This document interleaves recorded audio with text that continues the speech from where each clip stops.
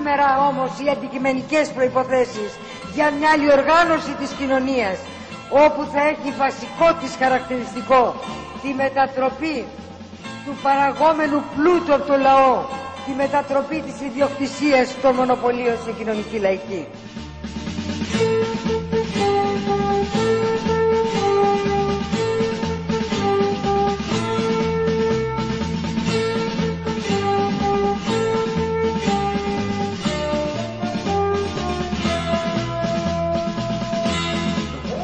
Όλοι μαζί λοιπόν να ρηχτούμε σε νέες μάχες, με όπλο το δίκιο και την ανεκμετάλλευτη ως τώρα λαϊκή δύναμη.